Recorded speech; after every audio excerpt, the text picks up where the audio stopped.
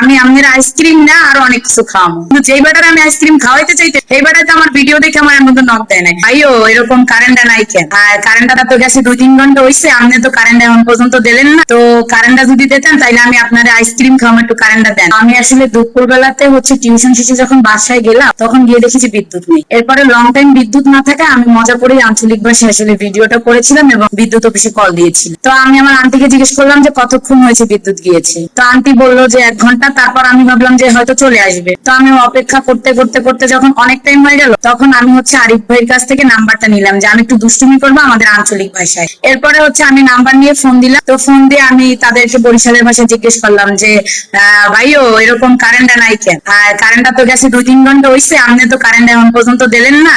তো কারেন্টটা যদি দিতেন তাইলে আমি আপনার আইসক্রিম খাওয়াবো, একটু কারেন্টটা দেন। তো উনি আবার আমাকে লোকেশন জিজ্ঞেস করছে। তারপর আমি বলছি যে গার্লসের মোড়, রোনাল্ডস রোড। তারপরে আমি জানি যে বিদ্যুৎ দিবে না বা কিছু, আমি একটু আসলে অনেক লং টাইম কারেন্ট যেহেতু ছিল না এই জন্য মজা করে, প্লাস একটু আসলে গরমে একটু বিভ্রান্তকর অবস্থাও ছিল, পাশাপাশি মানে একটু অস্বস্তিকর বা অসুস্থতাও ফিল করছিলাম। তো ওই জন্য এক প্রকার আর কি একটু মজা করে বা তাদের সাথে একটু টিটকারি মারার জন্যই আমি আসলে কলটা দিয়েছি। তারপর তাকে যখন আঞ্চলিক ভাষায় বললাম সেও আমার সাথে আবার তাল মিলিয়ে আঞ্চলিক ভাষায় উত্তর দিল। তার জন্য ভিডিওটা আসলে বেশি রহস্যময় হয়েছে এবং পাবলিক বেশি গ্রহণ করেছে। তো তারপরে তাকে আমি বললাম আইসক্রিম খাওয়ানোর কথা। তারপরে বললাম আবার আপনার আল্লাহরও কিরে আপনি বিদ্যুৎটা দেন।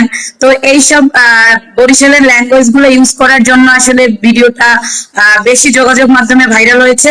এবং আমি মনে করি অপর সাইড থেকে যে ভাইটি আমার কল রিসিভ করেছিল সেও বরিশালের ভাষায় আমার সাথে তাল মিলানোর জন্যই মূলত আসলে ভিডিওটা বেশি জমেছে। তো এই তো তারপর আমি ভেবেছিলাম যে কারেন্টটা দিবে না, কিন্তু তার কিছুক্ষণ পরেই কারেন্টটা তারা দিয়ে দেয় এবং আসলে আমি এটা আশা করিনি। তো ভিডিওটা আমি আমার ফেসবুক পেজে শেয়ার করি এবং সেখান থেকে হুট করেই বিভিন্ন পেজে এবং সেখান থেকে ন্যাশনাল টিভি চ্যানেল পর্যন্ত নিউজটা হঠাৎ করেই ভাইরাল হয়েছে।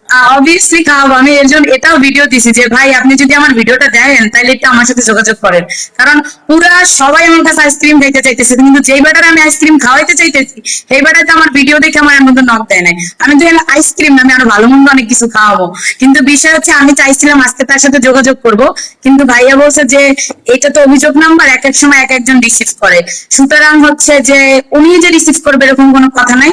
এই জন্য আমি আর ওই নাম্বারে কল দেই না, বা জিনিসটা অন্যরকম হতে পারে এই জন্য দেই নাই। কিন্তু আমি একটা ভিডিও আবার পোস্ট করেছি বরিশালের ভাষায় যে ভাই আপনি যদি ভিডিওটা দেখেন তাহলে আমার লগে ইমিডিয়েটলি যোগাযোগ করেন, আমি আপনার আইসক্রিম না আরো অনেক কিছু খাওয়াবো। তো আশা করি যদি সে দেখে তাহলে অবশ্যই যোগাযোগ করবে।